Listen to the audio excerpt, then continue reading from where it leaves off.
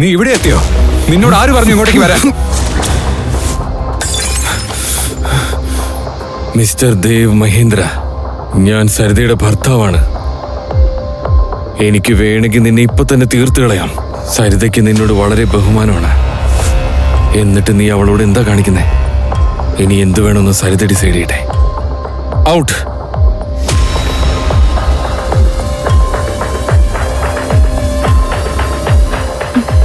എന്നെ കൂടെ കിടത്താനുള്ള ധൈര്യം നിനക്ക് എങ്ങനെ വന്നു? ഞാൻ എങ്ങനെ ഇവിടെ എത്തിയ? ഞാൻ എങ്ങനെ വന്നേന്ന്? സരിത, ഞാൻ പറയുന്നൊന്ന് കേൾക്ക്.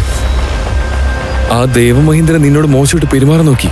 അവിടെ നിന്നെ ഒറ്റക്കിട്ടിട്ട് തിരിച്ചു വരാൻ എനിക്ക് തോന്നിയില്ല. അതുകൊണ്ട് നിന്നെ കൊണ്ടുവന്നു. അതാ സംഭവിച്ചത്.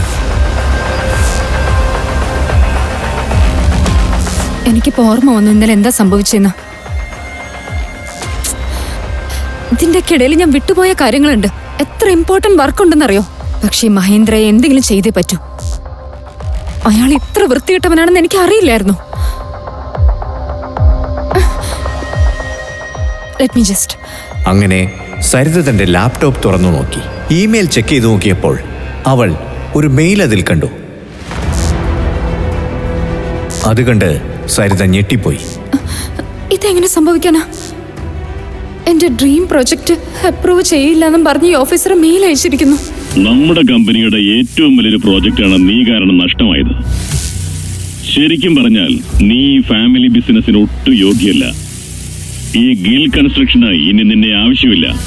I hope that is clear. ഈ ഒരൊറ്റ മെയില് കാരണം എന്റെ ഈ ഡ്രീം പ്രൊജക്ട് വേറെ ആളുടെ കയ്യിലായി. മുത്തശ്ശൻ പറഞ്ഞു ഈ പ്രൊജക്ട് എന്റെ ഇന്ന് തിരിച്ചു മേടിക്കാന്ന്. ഇത് മാത്രമല്ല, എന്നെ കമ്പനിന്ന് പിരിച്ചുവിട്ടു. ഒരു പ്രോജക്റ്റ് കിട്ടിയില്ലെന്നുള്ള പേരില് എന്തിനാ വെറുതെ കമ്പനിന്ന് പുറത്താക്കുന്നേ? ഒരു അപ്രൂവൽ കിട്ടിയില്ലെന്ന് പറഞ്ഞ് നീ എന്ത് ചെയ്യാനാ?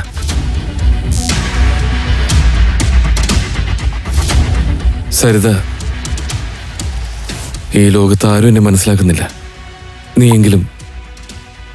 നീയെങ്കിലും എന്നെ മനസ്സിലാക്കുമെന്ന് ഞാൻ വിചാരിച്ചത്.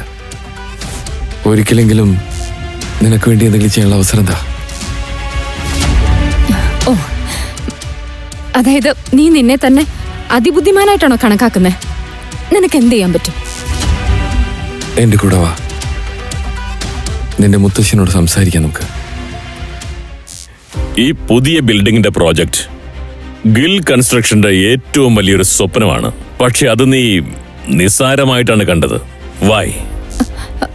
മുത്തശ്ശ, ഐ ഫീൽ ലൈക്ക്. എന്തുകൊണ്ടാണ് നിനക്കത് ചെയ്യാൻ പറ്റാതെ പോയത്? ഞാൻ ഈ പ്രോജക്റ്റ് നിന്റെ കസിൻ ശൗര്യക്ക് കൊടുക്കാൻ പോവുകയാണ്. ഇന്നു മുതൽ അവനായിരിക്കും ഈ പ്രോജക്റ്റ് ഹാൻഡിൽ ചെയ്യുക. മുത്തശ്ശ, പ്ലീസ്, ശൗര്യക്ക് ഈ പ്രൊജക്ട് കൊടുക്കുന്നതിന് മുമ്പ് എനിക്ക് ഒരു അവസരം കൂടെ തരാമോ? പ്ലീസ് മുത്തശ്ശ. പക്ഷേ ഈ അവസരം നീ ശരിക്കും ഉപയോഗിച്ചില്ലെങ്കിൽ പുറത്തു പോകേണ്ടി വരും. I hope I am clear on that. ശരി മുത്തശ്ശ, അബ്സല്യൂട്ട്ലി. പറയൂ സരിത മാഡം, എന്താ കാര്യം? ഗിൽ കൺസ്ട്രക്ഷൻസിന്റെ ആ ബിൽഡിംഗ് ഇല്ലേ, അതിന്റെ എല്ലാ ഡോക്യുമെന്റ്സും റെഡിയാണ്. മാത്രമല്ല എല്ലായിടത്തും റൂൾസും റെഗുലേഷൻസും ഒക്കെ കറക്റ്റാണ്. എന്നിട്ടും ഞങ്ങൾക്ക് അപ്രൂവൽ കിട്ടിയില്ല. അത് എന്തുകൊണ്ടാണെന്ന് അറിയാൻ വേണ്ടിയാണ് ഞാൻ ഇവിടെ വരെ വന്നത്. ഞാൻ പറഞ്ഞിട്ട് അങ്ങനെയൊക്കെ ചെയ്ത. കാമിനി, നീ എന്താ ഇവിടെ? ഞാൻ ഇവിടെയാ ജോലി ചെയ്യുന്നത്. നീ ഇപ്പൊ ഈ സംസാരിച്ചോണ്ടിരിക്കുന്ന സക്സേന ഉണ്ടല്ലോ, ഇതെന്റെ ഭർത്താവാ. നിനക്ക് ഞങ്ങളുടെ അപ്രൂവലിന്റെ ആവശ്യമുണ്ടെന്ന് എനിക്ക് മനസ്സിലായപ്പോ ഞാനാ ഇദ്ദേഹത്തോട് വേണ്ടാന്ന് പറഞ്ഞു. അദ്ദേഹം ഇന്ന് അത്ര വലിയ പൊസിഷനില്ല. അദ്ദേഹം വിചാരിച്ചാൽ നിനക്ക് ജോലി കിട്ടുകയും ചെയ്യും, നിന്റെ കയ്യിൽ നിന്ന് പോവുകയും ചെയ്യും. പക്ഷെ നീ ഭയങ്കര കാശുകാരല്ലേ സരിതേ?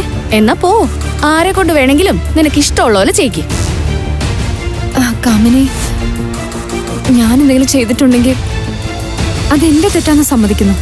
ഞാൻ ഇപ്പൊ ഒരുപാട് മാറി. പ്ലീസ്, പറ്റുവാണെങ്കിൽ അതൊക്കെ ഒന്ന് മറക്ക്. എനിക്കതൊന്നും മറക്കാൻ പറ്റില്ല സരിതേ. അന്നെന്റെ കല്യാണം ഉറപ്പിച്ച ദിവസം ഞാൻ എന്റെ കൂട്ടുകാരോടൊക്കെ ആ കാര്യം സന്തോഷത്തോടെ പറയായിരുന്നു. അന്ന് നീ എന്റെ ഭർത്താവാവാൻ പോകുന്ന ആളെ കുറിച്ച് കേട്ട് എല്ലാവരുടെ മുമ്പ് വെച്ച് അദ്ദേഹത്തെ അപമാനിച്ചു. എന്നെ നിങ്ങൾ കുറെ കളിയാക്കി. നിങ്ങൾ എല്ലാവരും എന്നെ നോക്കി കളിയാക്കി ചിരിച്ചു. ഞാൻ അവിടുന്ന് കരഞ്ഞുകൊണ്ട് ഇറങ്ങിപ്പോന്നെ. കമ്പനി ഇതേ നോക്ക്, അതൊക്കെ എന്റെ അറിവില്ലായ്മയാണ്. അതില് എനിക്ക് നല്ല കുറ്റബോധമുണ്ട്. കുറ്റബോധം തോന്നിയോണ്ട് കാര്യമൊന്നും ഇല്ല സരിതേ. അന്നത്തെ പ്രതിഫലം നീ ഇന്ന് വാങ്ങേണ്ടി വരും. അപമാനത്തിന് പകരം അപമാനം തന്നെയാ കിട്ടുക. എന്നുവെച്ചാ ഇത് നിന്റെ ഭർത്താവല്ലേ? ഇയാൾ ഇതുവരെ എന്തു വലിയ കാര്യമാ ചെയ്തേ? ഇയാൾക്ക് എന്റെ ഭർത്താവിന്റെ നേരെ നിൽക്കാൻ പോലുള്ള യോഗ്യതയില്ല. അല്ല, ഞാൻ കേട്ടു ഇയാള് നിന്റെ വീട്ടിലാ താമസിക്കുന്നതെന്ന്. കമ്പനി നീ ലിമിറ്റ് കിടക്കുന്നു. അതിന് ഞാൻ ഇതുവരെ ഒന്നും പറയാൻ തുടങ്ങിയില്ലല്ലോ സരിതേ. ശരി, എന്നാ കേക്ക്.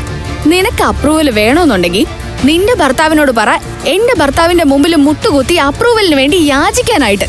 കമ്പനി നീ പുറത്തേക്കുള്ള വാതിൽ അവിടെയാ സരിതേ.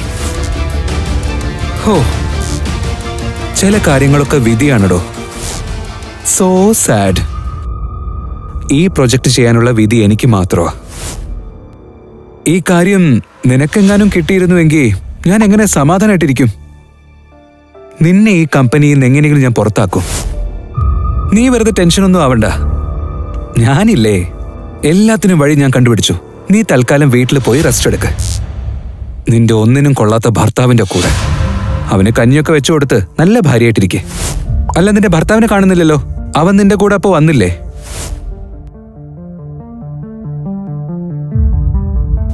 ആ കണ്ണാടിക്കുള്ളിൽ എന്താണ് സംഭവിക്കുന്നതെന്ന് പുറത്തുനിന്ന് വ്യക്തമായി കാണാമായിരുന്നു.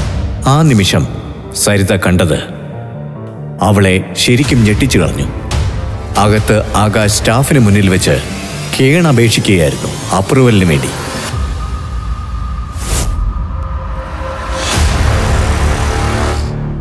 സത്യം പറഞ്ഞാ നിന്നെ ഒരുപാട് സ്നേഹിക്കുന്നുണ്ട് അയാള്. അയാൾ നിനക്ക് വേണ്ടി എന്തും ചെയ്യും. നിനക്ക് എവിടെ നിന്ന് കിട്ടി ഇങ്ങനെ ഒരാള്? അത് വിട്. കൺഗ്രാചുലേഷൻസ്, നിനക്ക് ഞങ്ങളുടെ അപ്രൂവൽ കിട്ടിയിട്ടുണ്ട്. പക്ഷെ ഇതെങ്ങനെ സംഭവിച്ചു? ഞാൻ നിങ്ങളുടെ ഹസ്ബൻഡിന് പൈസ കൊടുത്തതാ. ആ പൈസ നിനക്ക് തിരിച്ചു കിട്ടും. എനിക്ക് എന്റെ കണക്ക് തീർക്കുന്നതായിരുന്നു പ്രധാനം.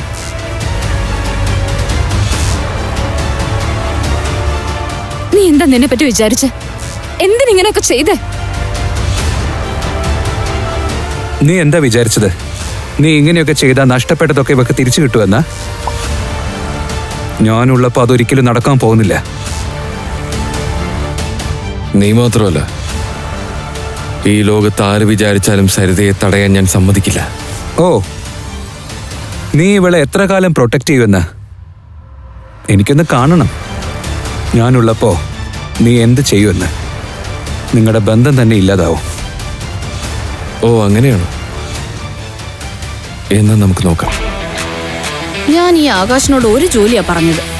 അതുപോലും അയാളെ കൊണ്ട് നടക്കില്ല. ഇപ്പൊ കുറച്ചധികം നെകളിക്കാൻ തുടങ്ങിയിട്ടുണ്ട്, കണ്ടില്ലേ? ആകാശിനെയും സരിതയെയും നമുക്ക് നാണം കെടുത്തി വിടണം. അതിന് ആകാശിനെ തന്നെ ആയുധമാക്കണം. ഈ 10 വയസ്സേക്ക് വിലയില്ലാത്തവൻ ഇട്ടേക്കുന്നത് ഇത്രയും വിലയുള്ള സൂട്ട് അങ്ങോട്ട് ശരിയാവുന്നില്ലല്ലോ. സരിത, വെൽക്കം മോളെ. Akash, welcome to the party. Come, let's have a drink. വരൂ. എന്താന്നറിയില്ല, സരിതയ്ക്ക് ഈയിടെയായിട്ട് ഇവനെ ഭയങ്കര കാര്യമാണ്. എന്താ ഇവക്ക് പറ്റിയെന്നറിയില്ല. ശരിയാ, ഇന്ന് രണ്ടും കുറച്ച് ഓവറാണ്. ഞാൻ എന്താ ചെയ്യാൻ പോകുന്നെന്ന് നീ കണ്ടോ? അല്ല ആകാശ്, നിനക്ക് ഈ സ്യൂട്ട് എവിടെ നിന്നാടാ കിട്ടിയേ? ഓ, ഭാര്യ വീട്ടിൽ നിൽക്കുന്ന ഒരു ഭർത്താവ് ഭാര്യയുടെ ചെലവിലായിരിക്കുമല്ലോ ഇതൊക്കെ വാങ്ങിക്കുക. എന്നാലും ഇത് വാങ്ങിച്ചിടുമ്പോ നിനക്കെങ്കിലും ലേശം നാണം തോന്നുന്നുണ്ടടാ. അതെ ചേട്ടാ, ഇവൻ പറഞ്ഞൊന്നും നിങ്ങൾ കാര്യമാക്കണ്ട. ഒന്നുമില്ലേലും ചേട്ടൻ നമ്മുടെ വീട്ടിലല്ലേ സ്ഥിരതാമസം. അല്ലെങ്കിലും വലിഞ്ഞു കയറി നിൽക്കുന്നവർക്ക് നമ്മൾ വേണ്ടേ ചെലവിന് കൊടുക്കാൻ, അല്ലേ? പിന്നെ നിങ്ങൾ നിങ്ങളുടെ ഭാര്യയുടെ ചെലവിൽ അടിച്ചു പൊളിച്ച് കഴിയുന്നതിൽ ഇത്ര തെറ്റെന്താ? അയ്യോ, സോറി. ഇതാ നോക്ക് സന്ധ്യ, നിനക്ക് തോന്നുന്നുണ്ടോ സരിതയ്ക്ക് ഇവനെ ശരിക്കും ഇഷ്ടമാണെന്ന്? നിനക്ക് അങ്ങനെ എന്താ തോന്നുന്നില്ലേ? നീ അങ്ങോട്ട് നോക്കിയേ, ഭർത്താവിനെ വിട്ടിട്ട് അവൾ എന്താ ചെയ്യുന്നെന്ന്. ആ, അത് ശരിയാ.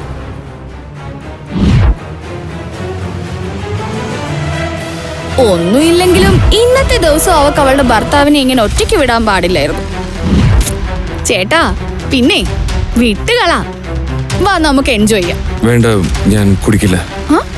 അയ്യോ കമോൺ ആകാശ്, പാർട്ടിക്ക് വന്ന ഇങ്ങനെയൊക്കെ ചെയ്തല്ലേ പറ്റൂ. ആ നീ ഇത് കുടിക്കില്ല. കുടിക്കടോ, കുടിക്ക്. Yes, that's like a good boy. ഏയ് ചേട്ടാ, ഞാൻ തന്നാ കുടിക്കില്ലേ? ഇങ്ങനെയൊക്കെ ചെയ്യാവോ? ദേ ദേ ദേ, കുടിച്ചേ കുടിച്ചേ കുടിച്ചേ. ആ വേഗം വേഗം വേഗം വേഗം വേഗം. ആ കുടിച്ചോ കുടിച്ചോ കുടിച്ചോ. ആ ആ അങ്ങനെ തന്നെ ചേട്ടാ.